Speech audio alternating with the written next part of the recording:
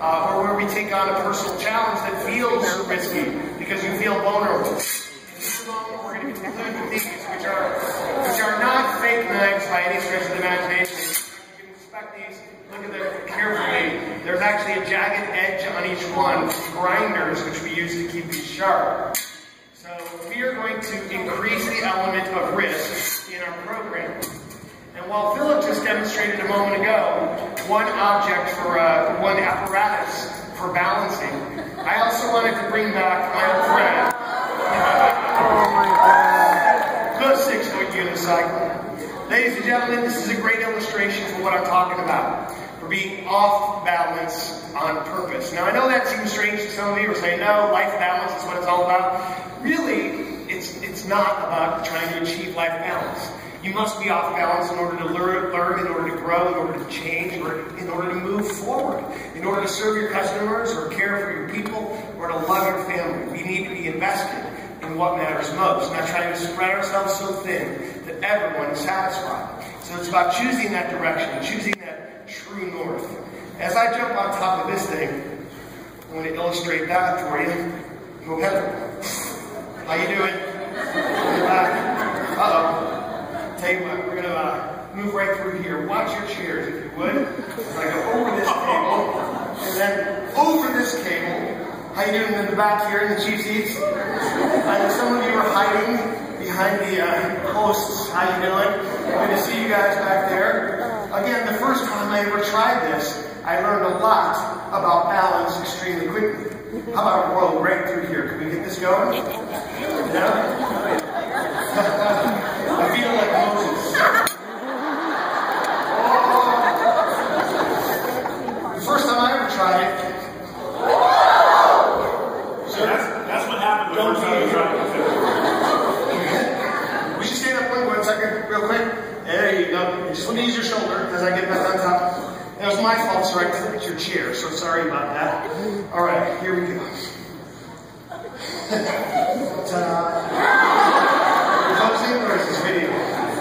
First time I ever tried it, I was looking down at the ground. I thought I'd be safe, just like on the roll, but no, we're drawn toward where we focus, so that's where I would move very quickly. In fact, the only way to feel a sense of control in an off-balance environment is to elevate your focus, and then in order to go forward, what must you do?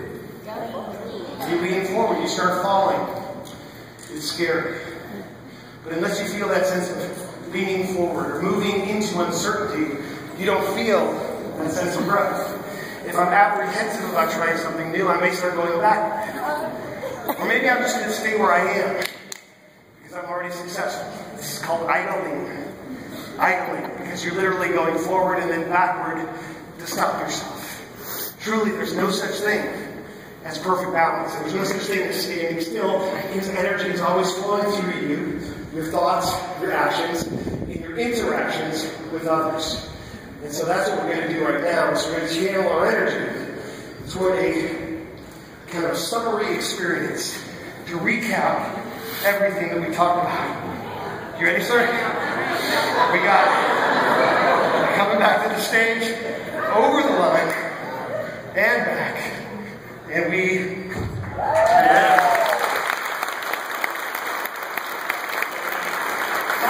By the way, we did not get to see the Off Balance on Purpose program last year, and that idea intrigues you. We will have some of those books available in the exhibit hall, just following this program in limited quantity. So, and one of the things that you saw when we were talking about communication, you saw Dan and I with the drums and the juggling, which, gosh, it seems so long ago at this point now, from what we've all experienced over the past hour. But it's taking those skills that we have as our strengths, and finding a way to tap in with the strengths of our team members and collaborate via rhythm. The same thing with juggling knives. The risk is higher. The stakes are greater. And still, just as we were juggling with clubs, we're working with the rhythm. And how do we tune in with the rhythm to safely accomplish the next level that we take it? But we're not going to stop there. We're going to go to new heights.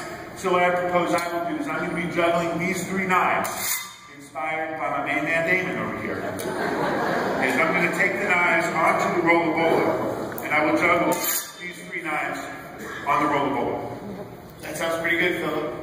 You know what? It inspires me as as well as Damien's inspiration, I would like to rebalance the 6-foot unicycle, right?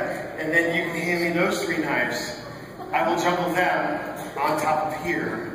So we're demonstrating our own abilities. But you know what?